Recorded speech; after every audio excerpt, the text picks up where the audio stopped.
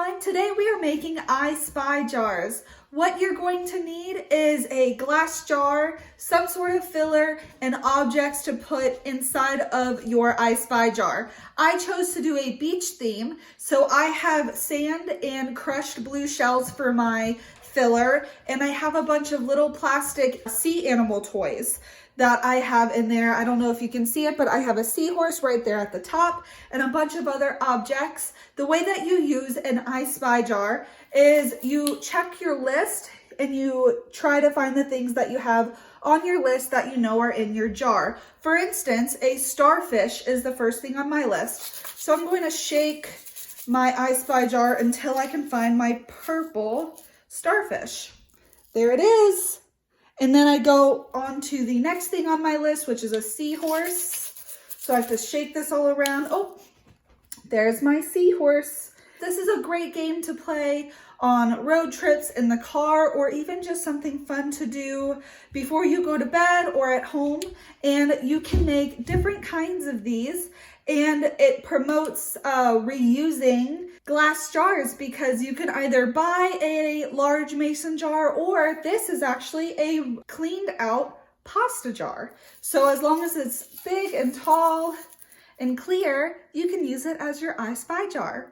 Alrighty, let's go over the materials you are going to need for this project. I have plastic animals that I purchased in a pack that is a bunch of ocean animals. So I have a dolphin and a starfish and other ocean animals like that. I have two different kinds of fillers for my I Spy jars. I have a more fine textured sand over here, and I have some broken shells over here. When I mix these together, it's really gonna look like the ocean. I have a recycled pasta glass jar. Make sure your jar is see-through, because if it's not see-through, you're not going to be able to spy anything in your jar. You can also use an extra large mason jar, but I do encourage you to find an old glass container that you can use instead. You will need scissors, a pen, and a label, or you can use one of the name tags. This is what you're going to write your list on for what is in your I Spy jar. And coffee filters are optional but helpful. It's what you can use to put at the top of your jar when you are pouring in these two things, so that it doesn't get all messy and spill everywhere. So I hope you can create an ocean themed I Spy jar or a totally different theme. What is awesome about this project is you could make it any theme that you like, or not have a theme at all and just find small random trinkets around your house to create your I Spy jar. Next, I'm going to show you how to assemble your I Spy jar. So you're going to take your glass jar and take off the lid, then put all the elements you want to find in your I Spy jar in first.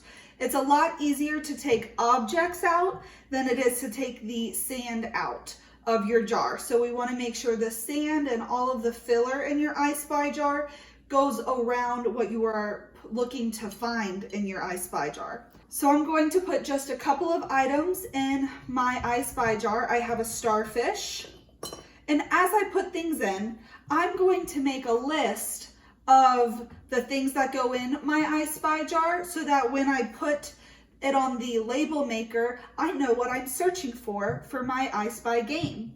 So a starfish, so I'm going to write starfish on my list. I want to put a seahorse in my jar, some seaweed, a lobster, a shark, a dolphin, and a sea turtle.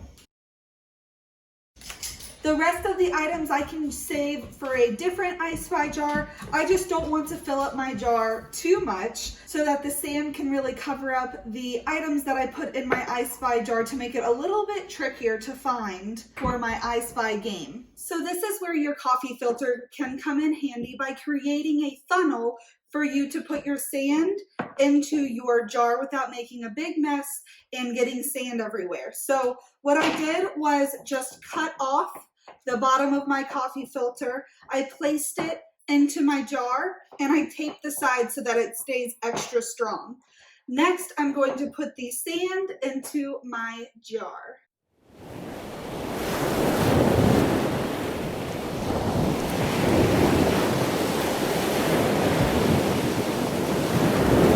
It looks like I have a little bit of extra sand because I want to do about half and half of the sand and the crushed shells. I'm going to find a baggie for the rest of this and then move on to my crushed shells.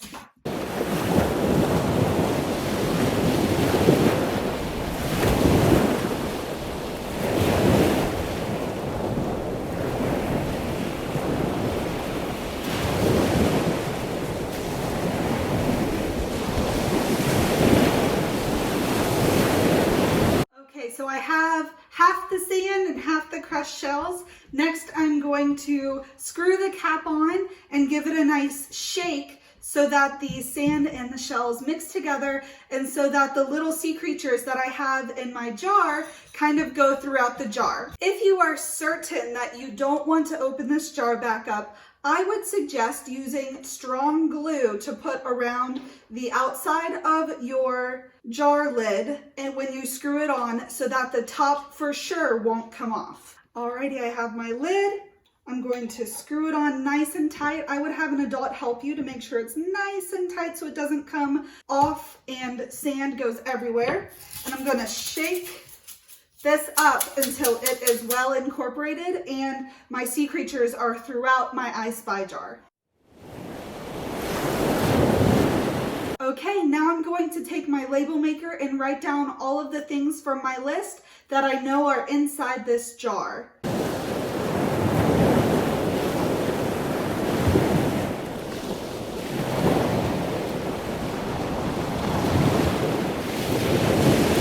Next, I'm going to stick this on the jar. And I am all done. This is my I Spy jar. And what is lovely about it is I can kind of search for the different items in my I Spy jar as something fun to do at your house or in the car, anytime you're wanting to do a puzzle like this. So the first thing on my list is starfish. I guess I'll get searching. Have fun, everyone. Bye.